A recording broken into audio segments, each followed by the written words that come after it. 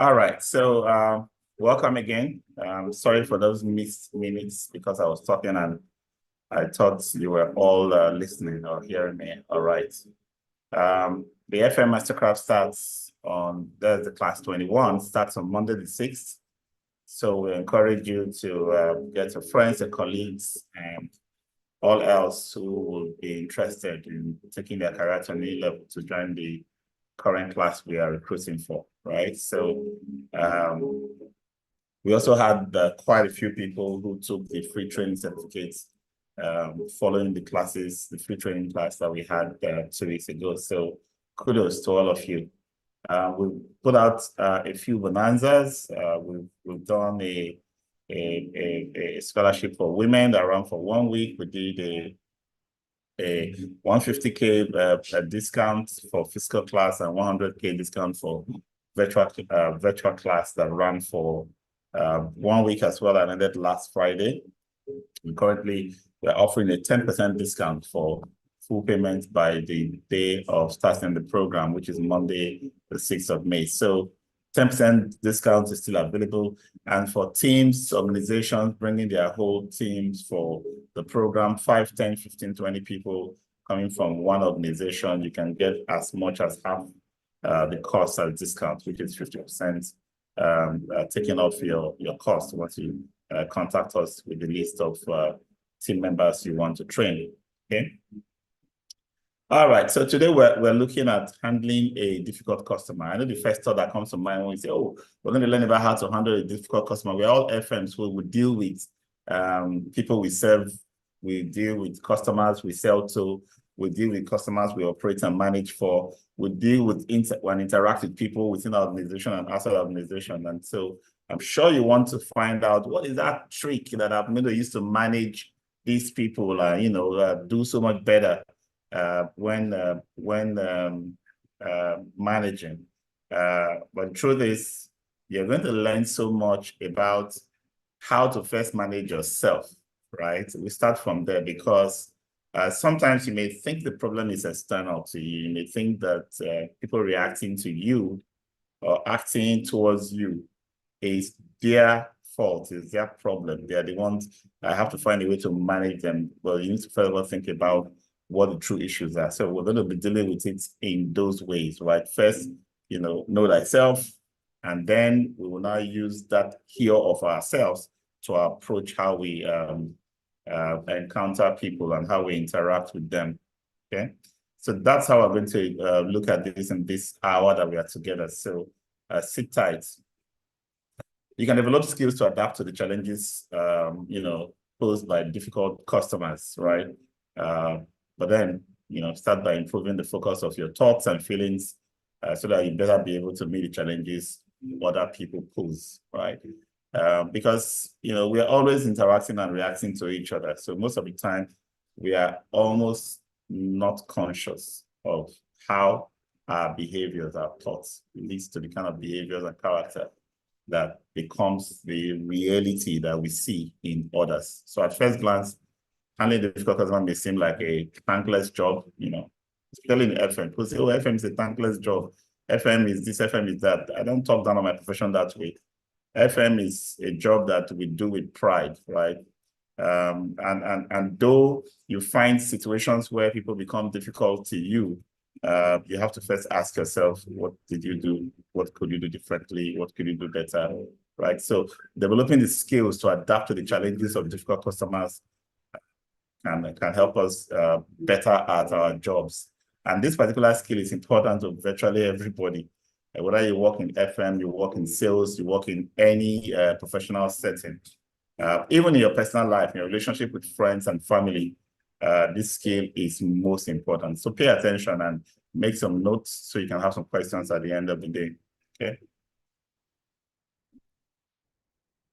Cultivate a positive attitude, manage internal and external stress, develop abilities to listen actively and empathize, build rapport with customers, understand the diverse challenges, develop strategies to adapt to challenging circumstances. It's very important that we understand the process that can lead us to having good relationship with others, right? it starts with the kind of mental state we are in. Because if you don't, develop certain abilities, like how to listen actively and empathize with people, how to think about, the stresses that, come from within and make us to react to people in certain ways, we won't be able to build rapport, right? So that's very important. And when we are looking at customers, we should also look at them as different, right? So we're not trying to use one size fits all approaches, which often doesn't work. It often backfires. There's been research that demonstrates that when clear goals are associated with learning, it occurs more easily and rapidly. So what are we trying to achieve today? All of the things I've listed: the positive attitude, the internal and external stress, how to manage our stress, how to build good relationship, how to understand challenges that come our way, and the strategies we're going to use to deal with them. Keep your face always toward the sunshine, and shadows will fall behind you. What big man. Keeping a positive mental attitude in the face of difficulty isn't easy, right? Our brains seem to be hardwired to focus on the negative. That's just natural. We tend to always have that ability, natural instinct to dwell more on the negative.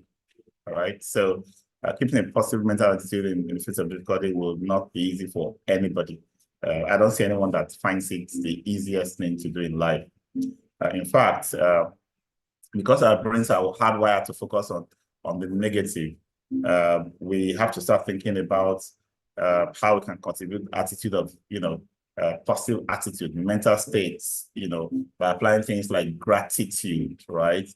By engaging in physical and mental exercises. So physical exercises are the ones we do to burn energy and build some muscles and, resist,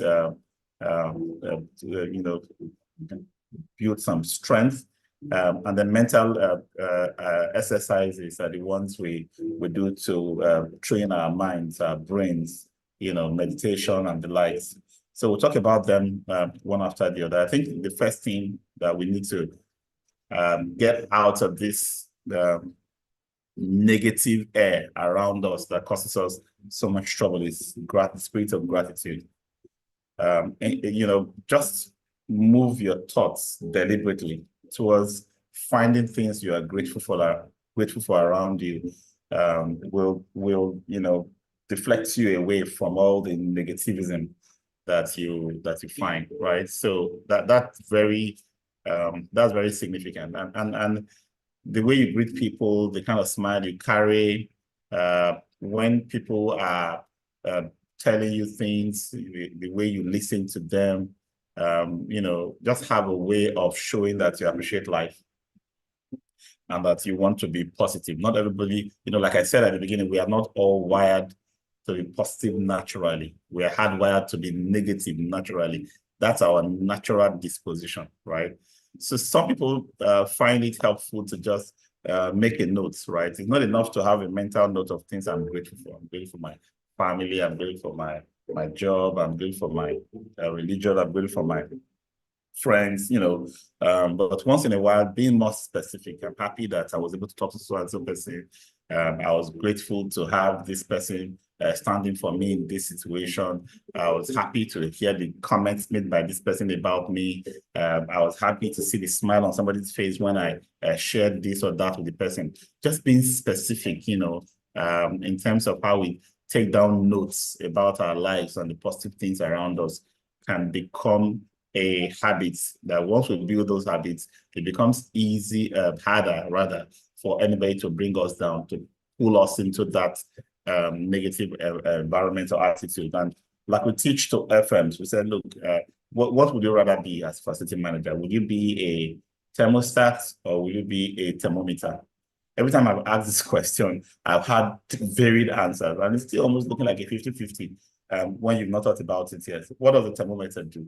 The thermometer adjusts to the system. So If an environment is hot, the thermometer will adjust to hot. If it's cold, it will contract to cold. So if you are the blending, always blending, when an environment is toxic, you become toxic. When an environment is peaceful and calm and sweet, you become peaceful and calm and sweet. Then you have not built any habits, any character of your own. You don't have an identity that helps to influence the situation, right? So what am I trying to say? Develop certain specific positive mindsets. And when you walk into an environment, if you find yourself in circumstances that are negative, begin to practice those positive mindset deliberately. And we started with the first one, which is gratitude, right? Reminding yourself to show gratitude, whether at the beginning of the day, how you take your notes, how you plan your task, the kind of routines that you put into your day. I have a friend that developed an app, for this gratitude journal. So you can download the app. It prompts you to write at certain points of the day, about your experience and your environment. Just the fact that it prompts you to think about something positive, something you are grateful for at that time, it makes a lot of difference. And then try to reward yourself. Do something good and create a reward system, right? So you probably have some little snack somewhere or some Netflix somewhere or something that you see as your little indulgence, right? But you're not going to be giving it to yourself, anyhow. You tie certain good deeds, good thoughts, certain activities, like I've written down 2 acts of gratitude or 2 items of gratitude. So I can have a handful of my cashew nuts, for example, or I can have one of the drinks I have in the fridge. Just tying something to it, increases your sense of satisfaction. And being consistent in doing that now turns an act, into a habit. And then from that habit, you can build a character out of it. Now, the other thing is your physical body dictates how your mind works. So if you're not taking care of your physical body, you cannot pretend to be making good decisions with your mind. You cannot be wise. You cannot say, I'm smart, I'm intelligent, when you are allowing your body to go down. You're always falling ill, for example. You never have physical activities. Well, again, some people do physical activities, physical exercises, and they overdo it. It happens to me every now and then. So I do some weights, and then after a while, I feel this weight is becoming too light. Then I give myself a big more reps on it, and then I started feeling one pain at the back or somewhere at my waist, and then I'm now scared to do exercise again for another 2 weeks. That's very detrimental. So do it on a daily basis. The key goal you want to achieve in exercising your physical body is just to make sure that you can sweat. Break a sweat once or twice a day, or even 2-3 times a week. It's very important. And then some don't even bother to drink water. The body is made up of blood that moves nutrients, up and down the whole body. And the brain is, needs to be very, very well lubricated and fluid. So if you're not drinking water, your mental state is rather depressed. So drink plenty of water. I've heard some people say, oh, you're drinking too much water. Look, my dear, the fact that the body is designed in such a way that if the water gets too much, your body will discharge it normally. You're just going to urinate it and you'll be fine, right? So don't let anybody tell you, oh, you drank a whole glass of water is too much. It helps the body because apart from the washing off, things that shouldn't stay in the body, it carries the nutrients that the various parts of the body need, especially the brain. Okay, so it's very important that we take care of the body. You can't say I am managing my stress when I am not taking care of my body. I remember in the UK where we lived in Nottingham, my son's school will not allow us to drive our car to the front of the school to drop the child. And they were very forceful about this. So there is a 1 kilometer distance where we have to stop, park, so that the child, if the child did not walk from home, at least does that 1 kilometer walk to get to the school. I mean, they do this for 3-year-old, 4-year-old, 5-year-old, 6-year-old, everybody in the school, deliberately, because they know that you're going to be a bad student. You're going to be dull. You won't be able to comprehend if you never actually exercise yourself. So in essence, the brain depends on the body. You can't do without that. So if you go to work, oh, you just woke up, you just rushed to work, you are doing yourself more harm than good. In fact, you are creating the stress before the work on adds to it. You build the stress from home, from bed straight into the office. Let's also try to deliberately think positively and find quiet times to identify the negative thoughts and throw them out of our minds and replace them with positive thinking. So some people would use this, yoga, meditation. My own form of meditation is just finding time to count my breath. As simple as that. Finding time to count my breath. Just sit down and say, look, I want to set a goal to count my breath 50 times, count my breath 100 times, which means I breathe in deeply and then out. And I mentally note 1, right? Do it again, in, and then out, 2. If you can do it for 50 times or even 100 times, consciously without skipping any of the number and without drifting into something else, then you become very super, right? So create a time to just have that, clearing of the mind, feeling free. And then stress, stress is a buildup of everything, right?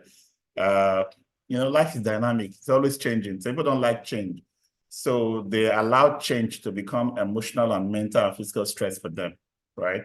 Some don't like to learn new things. Some see every thing added to them as, stress. So your mindset towards not trying to grow, not trying to get better, can become what's creating the stress for you, because you keep pushing things away. You keep attacking anyone who's trying to bring things that will come your way. So that way you are trying to have a fixed, life, structured, controlled, no variability, right and left, right? But then you can grow in such an environment, okay? And then you have this irritability, emotions. We all have emotions, and emotions are good, because they provide information. They help us to reason. They help us to think. They help us to take decisions. But then we can become irritated, like becoming angry, having anxiety. These kind of emotions needs to be addressed. You may be having it within, and people around you think everything is okay. In fact, you are even lying to them, lying to yourself that everything is okay, right? But then you need to find time to talk to yourself. To talk to yourself means you have to first of all think about what you are thinking. So you layer yourself into 2 and ask yourself to check yourself. Ask your thoughts to check your thoughts. What am I thinking at this moment? And then talk your way out of the thoughts that are not helping you at that time. Some common thoughts are guilt and blame. Sometimes you miss the targets, you miss something you wanted, you start having regrets. So guilt, blame, regrets, they just have a way of building up on themselves from one negative to another negative. And then it gets worse, because sometimes, because of those kind of thoughts and negative emotions, you start labeling yourself. You start stereotyping yourself. Oh, I'm not a lucky person. I always fail at things. I never finish things. I don't get things done. I always have, this and that. So your self-talk in itself can become a negative one that is more demeaning and counterproductive. So you must give yourself time out. I'm stopping this thought. How can I stop this thought? What can I do to get out of that thinking pattern? And then unhappiness with your job. Frustration with your job is an emotional cue that something isn't working. Sometimes, and most commonly, your first thinking is, this is not the right job for me, or someone in this job, my boss or somebody is putting this kind of frustration on me. I think the thing that needs to happen is ask yourself how you are, what exactly you are thinking that is making what you are experiencing negative, right? So I'm sure some of you have heard the story about the farmer's house that ran away, and then the neighbor said, "There's something bad has happened to the farmer." The farmer said, "Well, I don't know, maybe."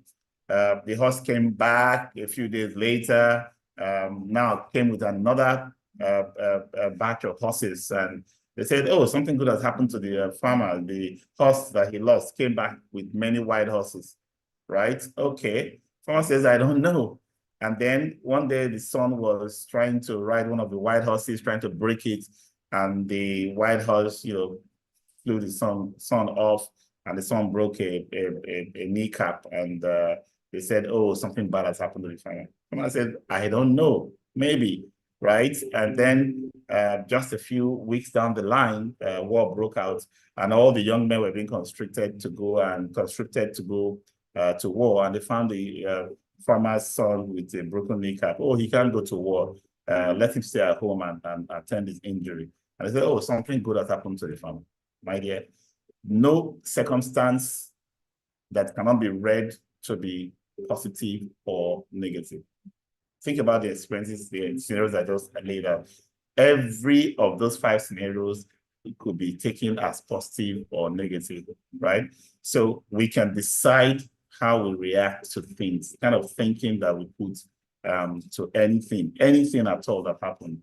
I remember years ago when I lost my mom, I went to the funeral and they asked me to say a few words, and the only thought that could come to my mind was, I don't know if this is it's a bad thing, I said my mom was ill for 15 years. We didn't have the means to care for her.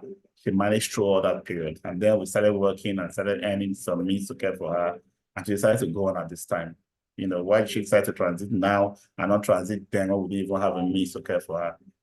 So at the end of the day, I mean, you can decide to cry and you throw all kinds of tantrums now, but what can you do about what has just happened? And do you know whether what has happened is good or bad? You can decide to make sure everything that happens is good around you. That's the whole idea. So what are some of the things you can do? Turn your negative to positive. You're feeling unappreciated. Start celebrating the little wins that you have. Listening to music is also very helpful. A few days ago, I just studied by and said, "Look, why don't we have some kind of music in the office? Some kind of background tone that drowns out noise and gives us a good mood to focus and get our job done." And we've been doing it. I think it's been helping me especially. And then, there's people that are just sad. I mean, nothing makes them smile, nothing makes them laugh, no matter how much joke you tell them. Find some kind of humor, to spice into your work and into your day. And to find time to take breaks, regularly. Taking breaks regularly actually makes you more productive. So people stay on their desk, they work from 8 to 12 and say, "Oh, it's time for a break." They go for a break, they come back and work from 1 to 5 and say they've done the day's job. I can tell you that those 4-hour blocks that they spent, actually, half of it has been wasted. But someone who works from 8 to 9 gets up, takes a little break of 10, 15 minutes, comes back and works for another 40, 45 minutes, is doing a lot more work than the person who pretends to work for a 4-hour block. That's the way life is. And then many of us actually do ourselves a lot more danger. We're not resting well. I call this a sleep epidemic that's happening right now. And it's not just, it's across all age categories right now. People are living night lives, not sleeping well, eating very late, no time to meditate or think. Many are not even, taking care of, that environment where they have their night's rest. It's very important that we try to ensure that we can have a relaxation on a daily basis. And I tell you, these things accumulate. They have a way of affecting the body. You begin to forget things. You begin to make poor decisions. You become more and more irritated, right? You start becoming, fatigued. You become disinterested. You can even slip into depression. And many people will not even realize that it is because they are not sleeping. Some people think that it's because they are not sleeping, they are achieving more. They are not achieving more. If you don't sleep and you don't rest well, you're not achieving more. You're actually becoming less and less productive. Okay. So this is it's a build up to the kind of stress. Some of the ways we can manage the stress, we've talked about quite a few, but let's look at our work environment. What have we cluttered around us? What are the junk around us in our working spaces? Clean up after every day. I believe in the open, clear desk policy. Nothing you do is so important that you can't clear your desk on a daily basis. Come back refreshed with things to do. Even if you are continuing from one point to the next day, you make sure you cleared up before you left the day before. Keeping everything organized, before you go and when you come back. Has a way of keeping you refreshed. If I go into an office and I see your desk filled up with all kinds of files and books and notebooks and all kinds of papers everywhere, I become dizzy, and that's how I feel. And I'm wondering in some office I go in, I just be wondering how you who own the office, who sit there, how you might be feeling. Sometimes you don't even know that you are under that kind of stress because you just think you are used to it. That's why many people drop dead. They think they are used to the circumstances they have created for themselves, the stresses they put themselves on, and then all of a sudden you hear a young man having high blood pressure and somebody who is less than 40 having a stroke and things like that. You wouldn't know that they built some of these stresses, they so-called mentally adjusted to them over the years, and they're not living the best life they can live. What about relationships with our co-workers? Those can also be very, very stressful, right? People become angry, start doing negative thoughts. It's better to be open and transparent. That's the best policy. When somebody does something that is not in your best interest or not giving you the best result at work, be open about it, talk about it. Don't bottle up and, bubble things that can become a problem for you. And then catch yourself when thinking anything negative. Celebrate others when they are successful. And not be envious unnecessarily. How about demanding supervisor, demanding bosses, right?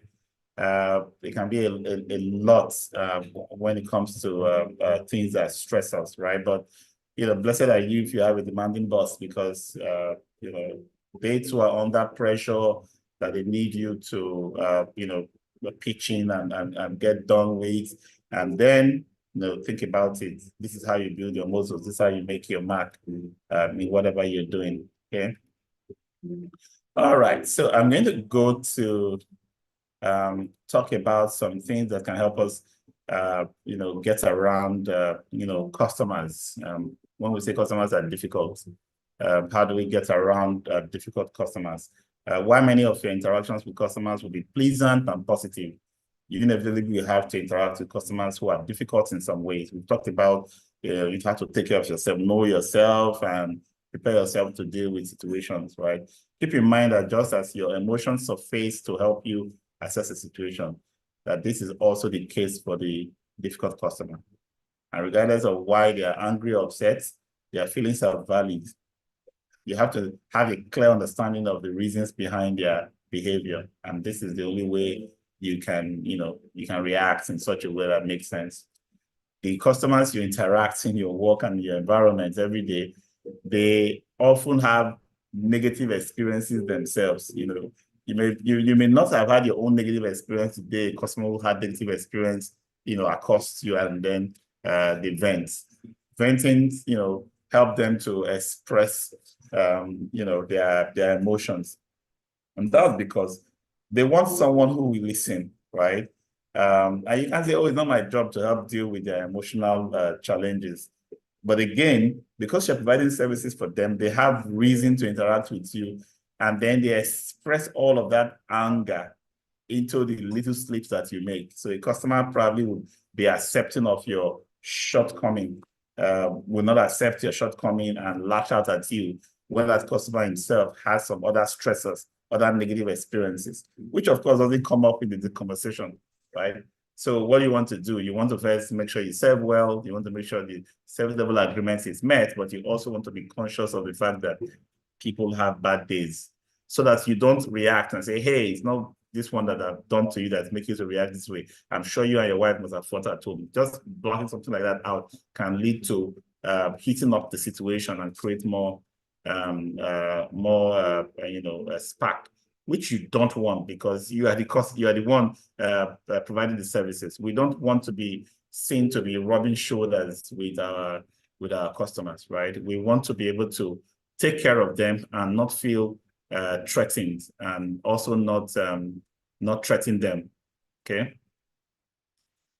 So customers will want to bring their complaints to you. We're talking in FM about the 5 levels at which we deliver our services.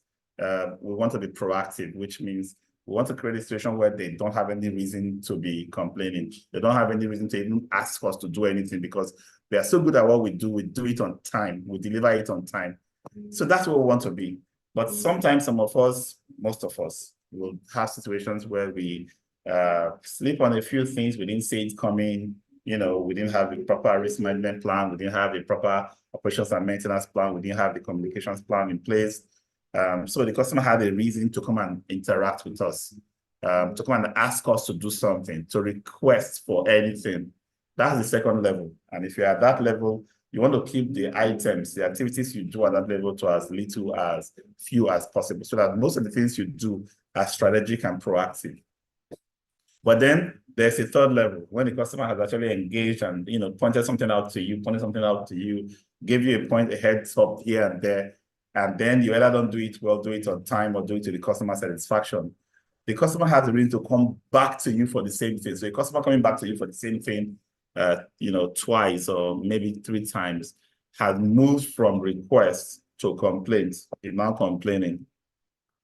And instead of you to see that customer as a nagging customer, as a troublesome customer, as someone who just wants to stress me, for example, I will tell you to solve the issues, communicate proactively, and close the loop, and then go back to your planning to ensure that whatever created that opportunity for the customer to come talk to you as a complaint, you don't let it happen again. For example, are you tracking the number of complaints you are receiving and doing root cause analysis as to why, right? So that you can say, if I understand why these complaints came, how can I improve my process and activities to prevent this complaint from happening again in the future? So think about that approach. So that way your complaint starts going down, because you're actually counting and doing something about them, right?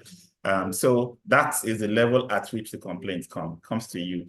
But if you now become sloppy, and unable to deal with a complaint and be able to satisfy the customer and close the loops and delight the customer at the end of such, interactions, where you go back to fix things, after your work and the rest, then the customer now has a reason to talk to another person. This person could be your boss, could be your organization head, could be his own boss, could be his spouse at home, could be just about anybody in the office or any environment you find yourself. Say, hey, I have this experience, I think you don't want to go through it, right? When they start having a negative thoughts, thinking about your work and you as a person, and they begin to express it to other parties, not you. You have actually degraded below the complaint level to the escalation level. And that's the level you don't want to be at. But then it can get worse. Because they are still talking at all, means they're still concerned about salvaging you as a service provider, right? So they've gone from asking you requests, complaining to you, and escalate to all kinds of people around. They are still talking, right? They still think that it's possible that if I, talk one way or the other, you could get better. The moment they get to the point where they no longer want to engage, they begin to solve their own problems. They begin to get their own utilities and get their own solutions. And they don't even bother to have surveys, ask you anything, make requests to you. They're not responding to anything when you ask them how you are doing and so on. You have gone into a crisis, which is the worst level that you can be as a service provider. And that's what you don't want to ever happen to you, right? Because at that point, everybody to the left, basically, you and your team, you and your management, you and whoever you represent. I don't care anymore, right? I'll take care of my own water, take care of my own road, take care of my own electricity, take care of my own furniture, take care of my own space. And, that's why we say sometimes our system, national economy is in crisis of, different kind of crisis.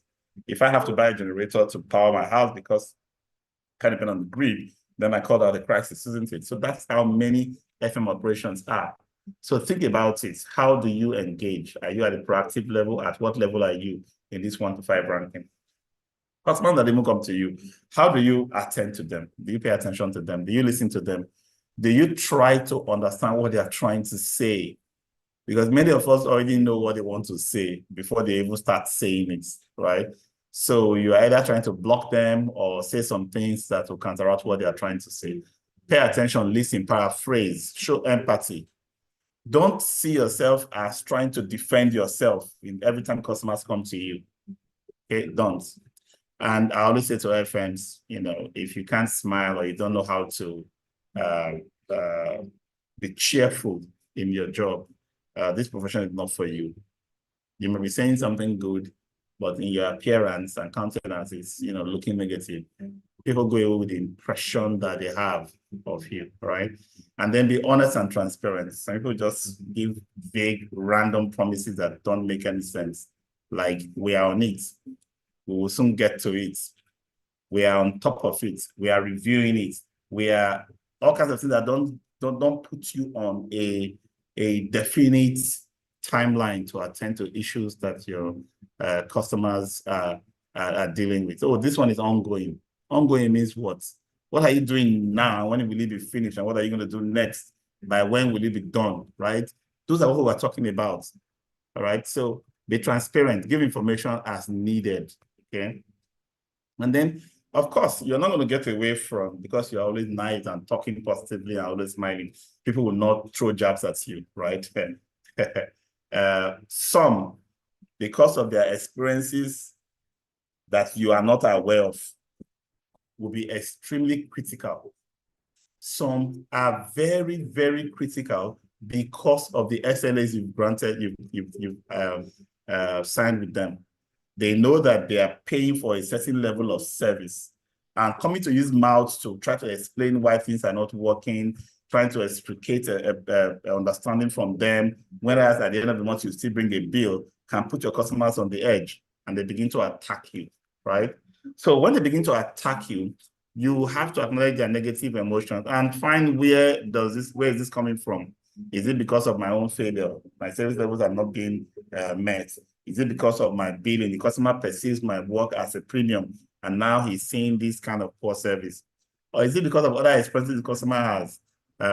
Don't jump into any conclusion on how you're going to understand what's going on with the customer. But you must put yourself in a situation where you are always willing to offer a solution, right? FMs are solution providers, and this applies to everybody in the service industry. When people say, when somebody comes to you and say, oh, can you help me with this? And you can't, instead of just saying no, prefer ideas. Oh, sorry, it's not within our scope. I wish I had extra means of assisting. But have you tried searching this? Have you tried talking to that?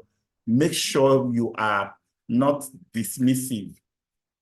Why are you asking me for that? That's not my job. Get out of my face. That's not exactly how you should communicate it. Even if you didn't say those particular words, that's the kind of body language we give to our customers sometimes, right? So always be, the one that prefers solution as much as possible.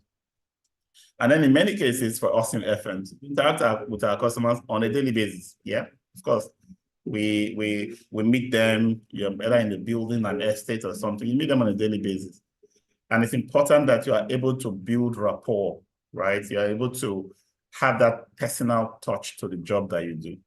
I've heard people say things like, oh, I'm not political. I don't want to be sucking up to people. I don't want people to be expecting blah, blah, blah from me. I just do my job. I don't care how they feel. My dear, this is not a profession for you if that's what you feel.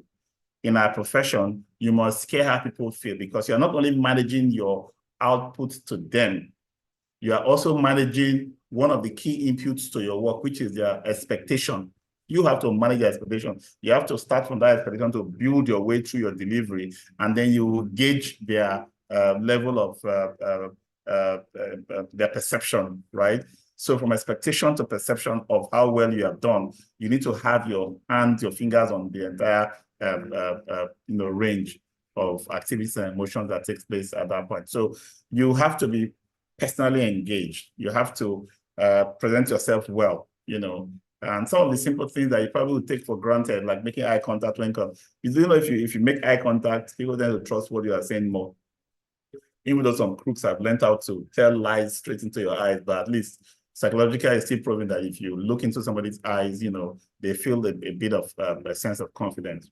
Use good posture, stand straight, be able to exude confidence. And I'll tell you one secret: being able to be in good posture and exude confidence comes out of physical fitness. Some of you may not have thought about this, right? So yes, especially weight training and other aerobics, they tend to give you that sense of stature. Okay, and then nonverbal communication, like we talked about smiles, we talked about the gestures and the exchanges that takes place when we meet face to face. And then don't be distracted when interacting with your customer. It shows disrespect. You may not even think that that's serious.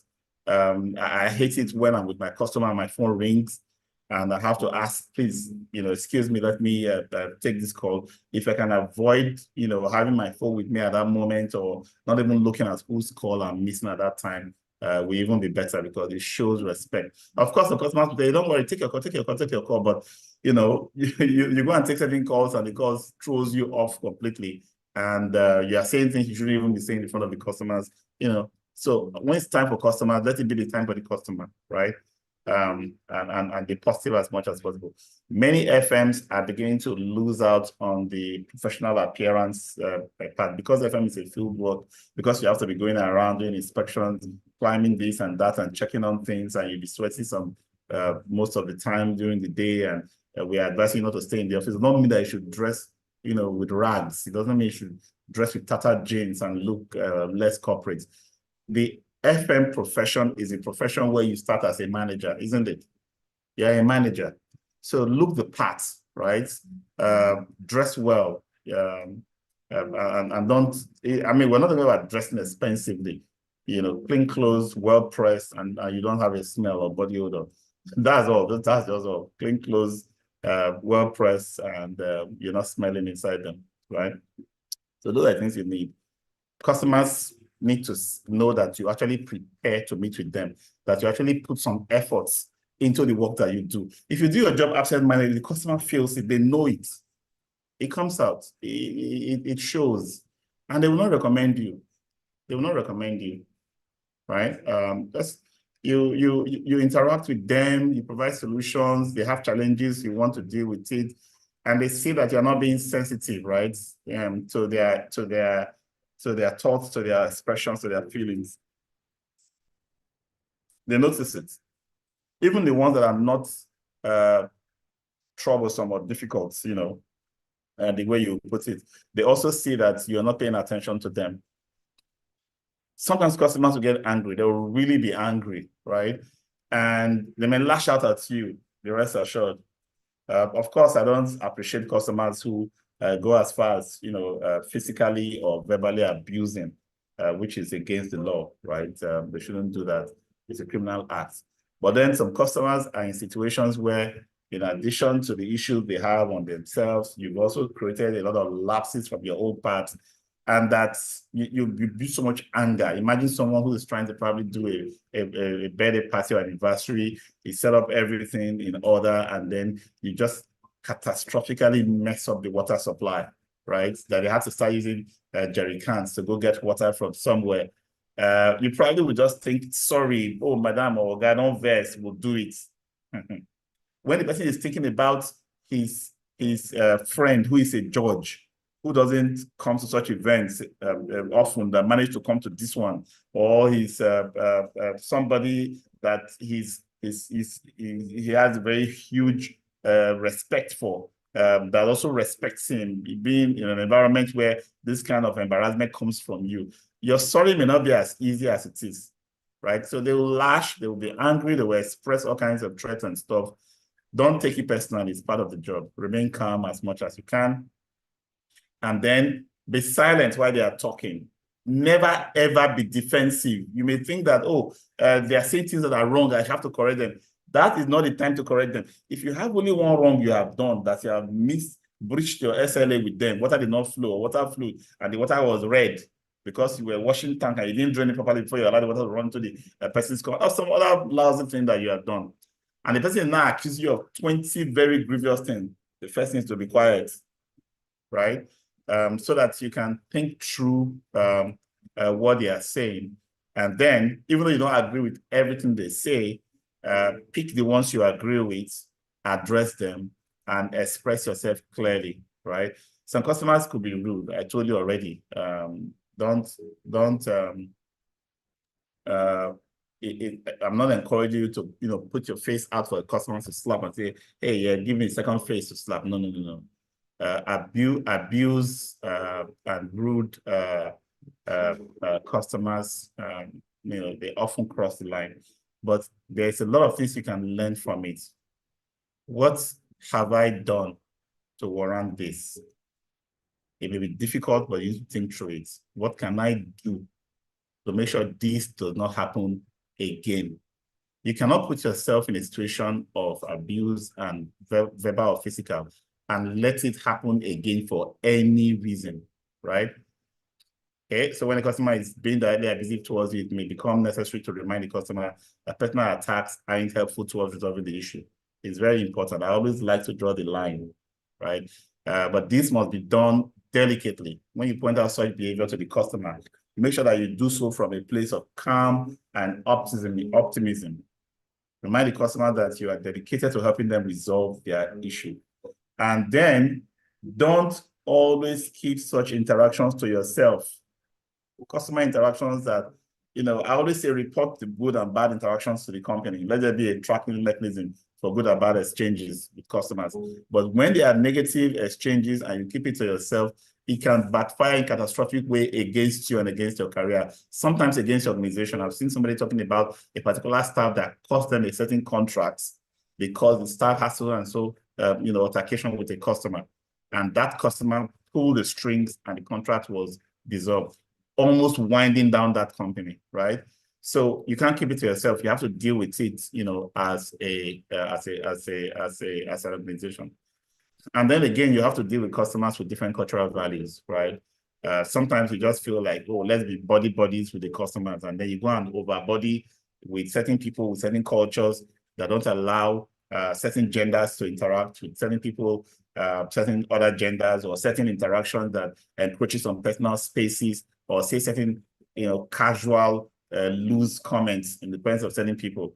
Be very careful. You must learn the differences before you start trying to say, they say we should build rapport, we should be good friends with our customers, and we should have a good positive relationship. Therefore, I can just, play with them. Don't, how to, maturity is very important in situations like this, okay? In order to handle certain types of scenarios when dealing with difficult customers, it's important to have a strategy in place before you find yourself in that situation. All right, so engaging in role playing, for example, beforehand, you can practice strategies you would employ and how best to implement them. Sometimes we've not even had time to think about, what kind of angry customers we may have, what kind of issues we may encounter. We've not even had a strategy drafted out on how we can deal with the issues of angry customers. And I'll tell you one thing for sure. Almost all angry customer situations come out of a service failure from us. If you are so good at what you do and you do what you promise, you will always get customers' responses. In fact, customers who have stresses elsewhere, we see you as not as a punching bag to the stress, but as a soothing balm, someone they can talk to because they see you as, spot on in doing it. So there's really no point where they can pick on what you are doing to attack, okay? So basically, I explain what steps you would take to remain calm and relaxed, how you go about escalating the situation, and how you avoid correcting the customer, right? So that's the point I made before. Don't stop there. I take exception to that, blah, blah, blah. I had an issue this morning with my legal advisor, and I said, let's do this. And he says, I take exception to that. I said, dude, I'm your customer. You cannot take an exception to what? I'm the one frustrated here. I know how to deal with customers. I know what customers do to me. I know how to handle them. So if I get angry at you, you have to calm down and receive it. I virtually practiced this thing on my own clients this morning, as it were. Well, I'm his client, not him, my client, right? So it's important that we learn how to manage people. Deal with your own end. Make sure that you can handle things from your end so that there are no issues that can come back to haunt you when customers will take their own actions and reactions against you. Okay, so service quality is the beginning of all of these that we're talking about. And then you probably think there's some customers that are impossible to please.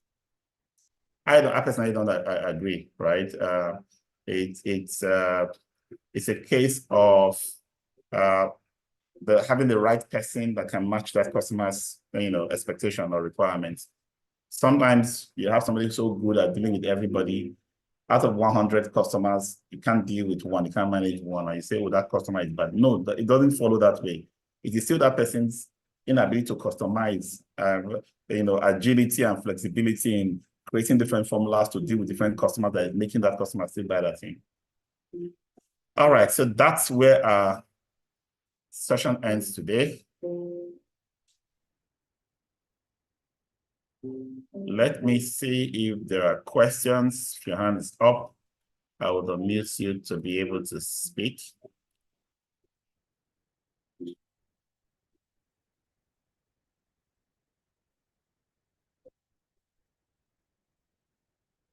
I'm sure most of you are in the Max-Migold training WhatsApp group. That's another place where we ask and answer questions. You can put it out there.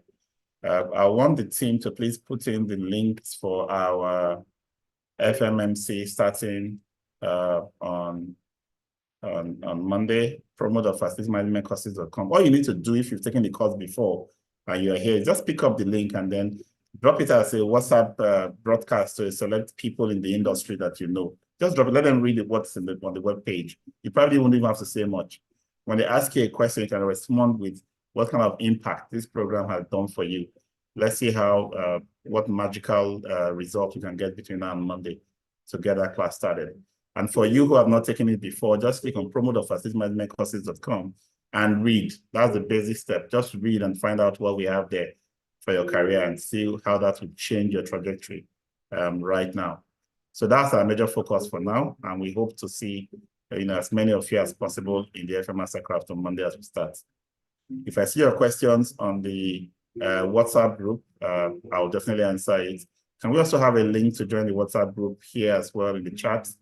I know that not everybody here, I see quite a few people who are not on the training WhatsApp group. You can join. That group is a kind of environment where we give a taste of what we offer in the alumni group to the public. So you can join there and enjoy that.